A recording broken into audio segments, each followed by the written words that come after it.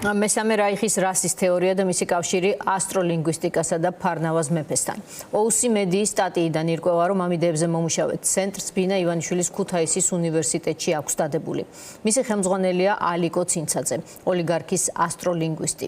ამ ფსევდომეცნიერულ სივრცეს იბერიული კულტურის მემკვიდრეობის კვლევის ცენტრი ჰქვია.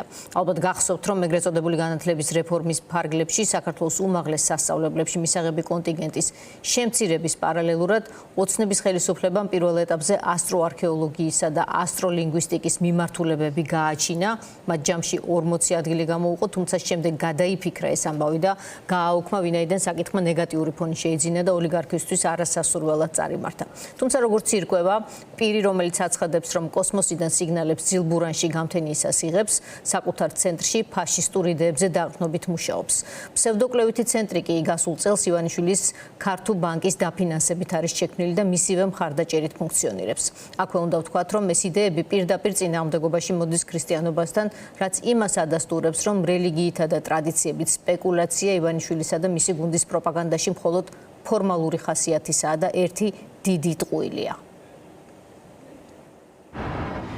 სიტყვა ფაშიც აქედან მოდის და ჩვენგან არის და ბევრი სიმბოლიკა ჩვენგან არის აღებული ის სვასტიკაც კი რომელიც ხელზე ეკეთა და რომლითაც აჯილდოებდნენ იყო იბერიული სვასტიკა ივანიშვილის ასტროლინგვისტი რომელიც ფარნავაზ მეფეს ნამდვილი და კარგი ფაშიზმის დამფუძნებლად მიიჩნევს ამ პოდკასტში ხვება რომ საკუთარ მეცნიერულ კვლევებში ნაცისტური გერმანიის საიდუმლო ორგანიზაციის ანანერბეს მიგნებებს ეყრდნობა. ალიკო ცინცაძე, რომლის ნაშრომებიც ფაშისტურ იდეოლოგიას, ღვთისგმობასა და ანტიქრისტიანულ პარადიგმებს ეფუძნება, ამბობს, რომ სახელმძღვანელოდ მესამე რაიხის რასის თეორიას იყენებს.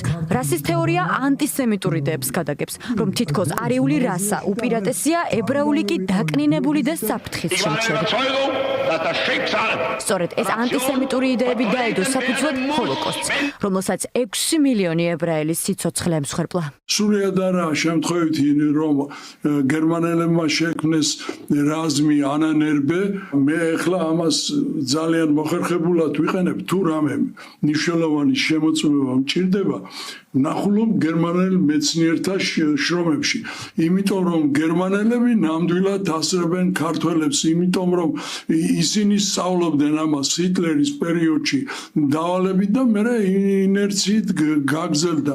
ფსევდომეცნიერი, რომელიც ამტკიცებს, რომ საიდუმლო ინფორმაციას კოსმოსიდან დილის 4-7 საათის შუალედში ძილბურანში იღებს ქუთაისის საერთაშორისო უნივერსიტეტის ბაზაზე შექმნილი კვლევითი ცენტრის იბერიის გემატრიული მემკვიდრეობის დამფუძნებელია.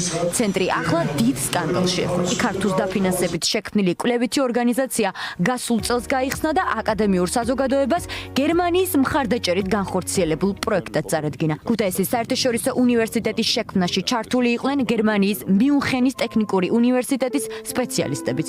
ისმის შეკითხვა. როგორ დააარსა გერმანიის მხარდაჭერით მოქმედმა უნივერსიტეტმა საქართველოში ნაცისტური იდეოლოგიის გავლენით შექმნილი კვლევითი ცენტრი.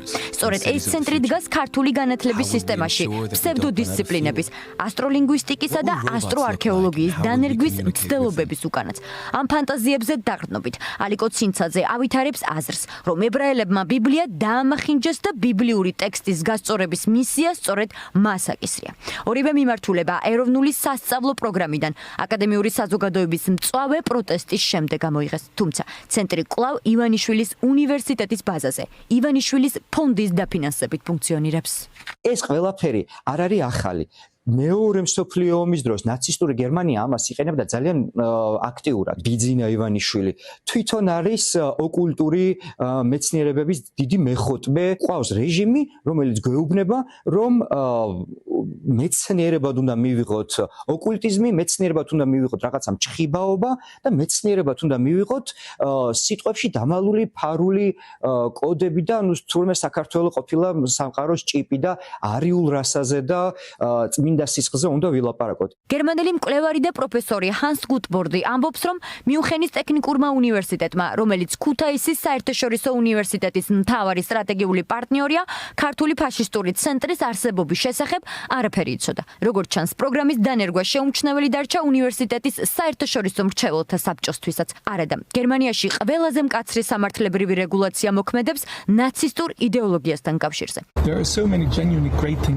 ქართულ კულტურაში უამრავი ნამდვილად აღმართოვანებელი მოვლენა და ამბავია. დმანისის აღმოჩენების, საღდრისის ოქროს საბადო, ვანის არქეოლოგია. არაა საჭირო ასეთი სექტებისთვის დამახასიათებელი იდეების გამოგონება და მათი სწავლება. ამ იდეებს მართლმადიდებელი ეკლესია სრულად გმობს. ეს იდეები დაფუძნებულია სრულად ფაშისტურ იდეოლოგიაზე. გერმანიაში ბევრი უბრალოდ შოკშია, რომ ასეთი რამ ისწავლება ქუთაისის უნივერსიტეტში. მიუნხენის ტექნიკურმა უნივერსიტეტმა შეწყვიტა თანამშრომლობა და მოსალოდნელია, რომ ბევრი სხვა პროფესორიც ასე მოიქცევა. განათლების სფეროს სპეციალისტები ამბობენ, რომ ქუთაისის საერთაშორისო უნივერსიტეტსა და მის ფსევდოკვლევით ცენტრს ოკულტიზმისა და ეზოთერიკის შესახებ ოლიგარქი ივანიშვილი პირადად მფარველობს. ეს კი იმ ფონზე, როცა განათლების დეფორმის პირობებში ქვეყანაში ყველა ანგარიშგასაწევის სასწავლო პროგრამა უნივერსიტეტებში ერთმანეთის მიყოლებით უქმდება. უცებ აღმოჩნდა, რომ ნაცისტური გერმანიის ფარგლებში, მესამე რაიხის ფარგლებში შემუშავებულ თეორიებს რომ ეყრდნობა გარკვეული პროგრამები, იმ პროგრამების დანერგვას ცდილობდნენ და ცდილობენ სიამოვნებაში ამ უნივერსიტეტში. ის სტრუქტურა განათლების სისტემის მართვის, რომელიც შეიმუშავა ქართულმა ოცნებამ, რომელიც გულისხმობს, რომ ყველა უნივერსიტეტს ეხება ერთი კანონი, ხოლო ბიზნეს ივანიშვილის დაარსებულ უნივერსიტეტს აქვს სპეციალურად შექმნილი სხვა კანონი, რომელიც ათავისუფლებს მათ უნივერსიტეტს ხარისხის კონტროლისგან. ეს სწორედ ასეთი პროგრამების შესამუშავებლად არის მოფიქრებული. ქართული კაბალის შექმნის მცდელობა და ებრაელების მიერ დამახინჯებული ბიბლიის ტექსტის ქართული ანბანის რიცხობრივი მნიშვნელობებით გასწორება. ივანიშვილის მეცნიერს, როგორც ჩანს, ნამდვილად ამბიციური გეგმები აქვს. რა რეაგირება მოჰყვება გერმანული აკადემიური წრეებიდან ალიკოს ცენტრის სკანდალს ფორმულამ ივანიშვილის უნივერსიტეტის მთავარ სტრატეგიულ პარტნიორს მიუნხენის ტექნიკურ უნივერსიტეტს შეკითხვებით მიმართა.